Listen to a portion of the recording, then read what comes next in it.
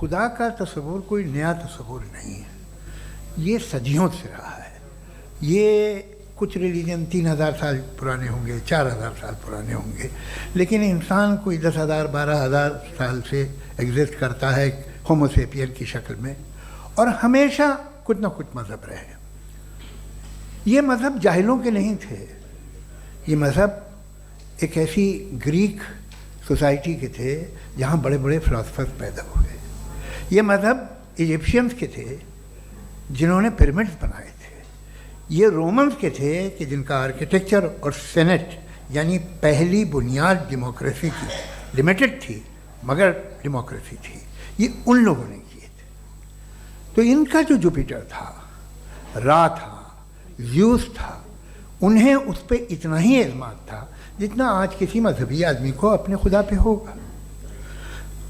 Christianity آنے سے پہلے یورپ میں ایک مذہب تھا جرمینک ریلیجن. اس کا ایک خدا تھا، اس کی ایک بیوی تھی، اس کے 2 بیٹے تھے، ایک بیٹی تھی. پھر جرمنی میں جب یورپ میں کرسچینٹی آئی تو وہ خدا، اس کی بیوی اور پورے خاندان چلا گیا. تو اگر ہم ہسٹری دیکھیں تو خدا جو ہیں وہ زیادہ تر فانی ہیں، وہ ہمیشہ رہے نہیں. اور وہ جو لوگ انہیں مانتے تھے ان کو آپ کہیں وہ تو جاہل تھے، انہیں تو کچھ پتہ ہی نہیں تھا. ایسا نہیں ہے، وہ اپنے وقت میں بڑے قابل لوگ تھے اور اپنے وقت میں انہوں نے بڑے بڑے کام کیے ہیں. فلاسفرز تھے، سائنٹسٹ تھے، لیکن ان کا مذہب کہاں گیا؟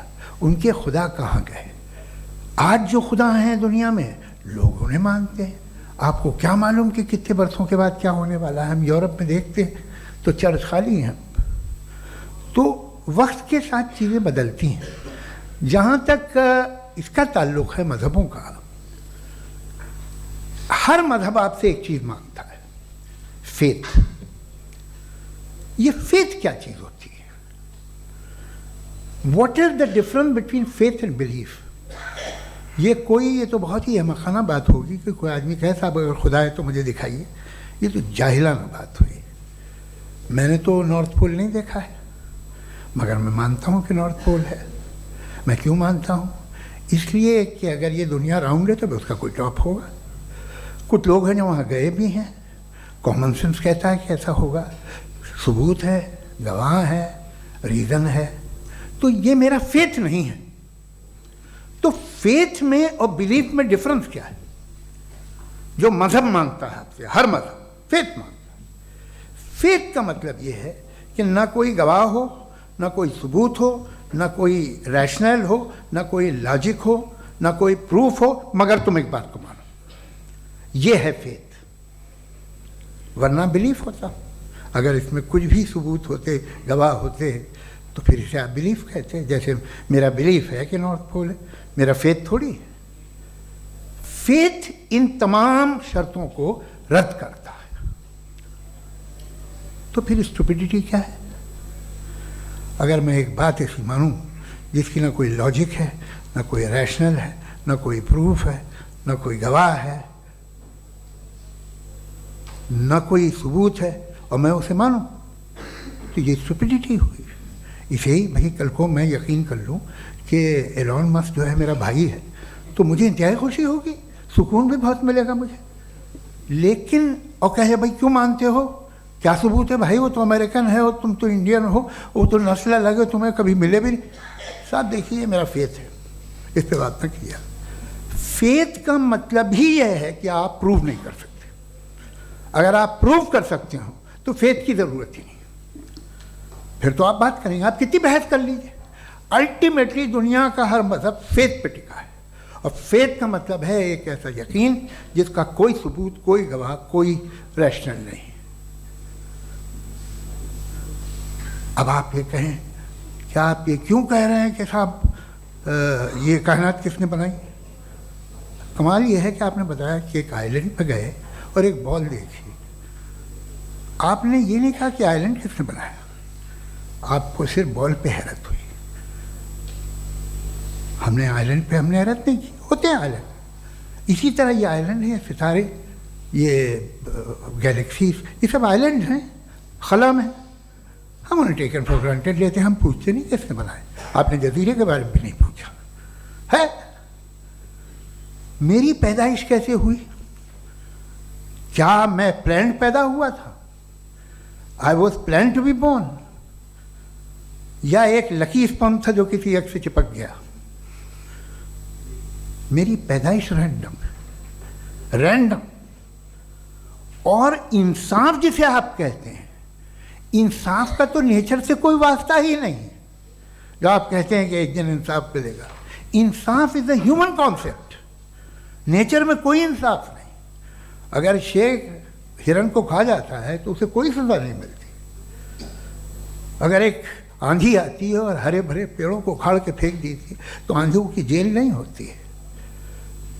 नेचर में इंसाफ नहीं, इसलिए मुझे नेचर को इंसाफ की ज़रूरत भी नहीं। नेचर तमाम एक है। अब हम कहें कि साहब ये देखिए जो मैंने खाना खाया था, ये मेरी आँख तो नहीं यूँ कर दिया उसे, तो इसे सज़ा मिलनी नहीं, वो सिस्टम है, ऐसे ही चल रहा है। नेचर बग़ैर इंसाफ के है। इंसाफ इज़ अ ह्यूमन कॉन्सेप्ट। तो जो आपसे कहता है कि मैं तुम्हें इंसाफ दूंगा, वो इंसानी जहन की पैदावार है। ये नेचुरल है ही नहीं, ये आसमानी है ही नहीं। नेचर का तसव्वुर, इंसाफ का तसव्वुर। भाई आप साथ मिलते हैं, अब आप लेफ्ट हैंड ड्राइव कर लें, ये क्या है? तमाम सच, तमाम नेकी, तमाम शराफत लेफ्ट हैंड ड्राइव है। वरना क्या होगा, या तो आप क्रॉस कर देंगे, आपका एक्सीडेंट हो जाएगा, या आप किसी को मार देंगे, या ट्रैफिक जैम हो जाएगा। झूठ, बेईमानी, रिश्वतखोरी, ये तमाम जो है driving on the wrong side है। इसके ऊपर कुछ नहीं। ये तो हमने बनाया, जैसे हमने लेफ्ट हैंड ड्राइव बनाई है। ये कॉन्सेप्ट ऑफ इंसाफ जो है ये हमारा है, इसका नेचर से कोई वास्ता नहीं। शेर खा जाता है हिरन को, उसे जेल होती है क्या? कुछ भी नहीं है ही नहीं। तो ये जो दुनिया के रिलीजन प्रॉमिस करते हैं आपसे इंसाफ, इसी से मालूम होता है कि ये मैन मेड है। ये तसव्वुर कहीं और का है ही नहीं। जो नेचर है, कुछ लोग कहते हैं नेचर ही खुदा है, तो नेचर में तो इंसाफ नहीं कहीं। और आप वादा कर रहे हैं कि तुम्हें मरने के बाद इंसाफ मिलेगा। मुझे अगर मिलेगा तो मैं बहुत खुश हूँगा, लेकिन मैं यकीन नहीं कर पाता हूँ, इसलिए कि मैं फेथ नहीं पैदा कर सकता। The very fact that religions demand faith, इसका मतलब है कि उनके पास जस्टिफिकेशन नहीं है। अच्छा साहब, फिर रिलीजन अगर मॉडरेशन में है, कोई सा भी नहीं, वो आप में कुछ खूबियाँ भी पैदा करता होगा। देखिए उससे ये फ़ायदा है, वो फ़ायदा है। अल्कोहल जो है वो ज़्यादातर दवाओं में यूज़ होती है, और एक सर्वे किया गया था अमेरिका में कि लॉन्जिटिविटी किन लोगों की है। तो एक तरफ वो लोग थे जो शराब पीते ही नहीं थे, और एक तरफ वो थे जो एक बोतल शराब रोज़ पीते थे। सबसे ज़्यादा लंबी उम्र उनकी है जो 2 पैक नाप के शराब पीते और खाना खाते हैं। मगर हम शराब को बुरा समझते हैं, मैं भी बुरा समझता हूँ। क्यों? ऐसा होता नहीं। कुछ चीज़ों में आदत होती है कि वो बढ़ती है। आज तक में एक आदमी दूध पीता है, आप 10 साल बाद भी मिलेंगे तो एक ही गिलास पीता होगा। ऐसा नहीं होता, सुबह से दूध पीता रहता है। मिल्कोहलिक मैंने नहीं देखे, अल्कोहलिक होते हैं। ये टेंडेंसी है मजहब की कि वो बढ़ता है, जैसे कैंसर बढ़ता है, जैसे शराब बढ़ती है। कुछ लोग होंगे जो उसे सही तरह से यूज़ करते हैं। मुझे यकीन है कि हमारे मुफ्ती साहब भी उनमें से एक, इनसे बहुत खुशी हुई मुझे इनसे मिलकर। लेकिन कितने लोग हैं कि आज आप देखते हैं दुनिया में जो तबाहियाँ हैं, इनमें कितना हाथ है उन लोगों का जो बिलीवर कहते था मजहब ये नहीं कहता, ना कहता होगा, मगर जब ये मजहब पीते हैं तो ऐसे बिहेव करते हैं। थोड़ा सा अगर हो तो शायद बहुत अच्छी बात, लेकिन शराब थोड़ी सी नहीं रहती, उसमें टेंडेंसी है पहले। थोड़ा सा अगर 2-3 कैंसर के सेल हो ना बॉडी में तो आदमी स्लिम रहेगा, लेकिन वो 2-3 सेल नहीं रहते, वो मल्टीप्लाई होते हैं। रिस्पेक्टेड जावेद साहब ने हवाला दिया कि खुदा फ़ानी है, کتنے مذہب آگے چلے گئے, کسی نے جوپیٹر کو خدا مانا, کسی نے کسی کو مانا. میں کہتا ہوں جس نے کانٹینجنٹ چیز کو خدا مانا, غلط مانا, وہ خدا ہی نہیں, وہ خدا ہی نہیں ہے.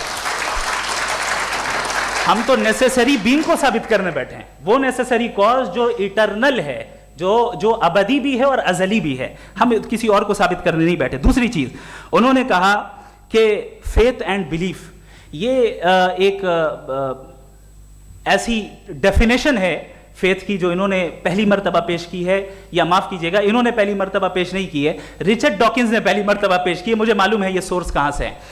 ایپسٹیمولوجیکلی فیتھ اور بلیف کا فرق آپ اس طرح نہیں کر سکتے سر.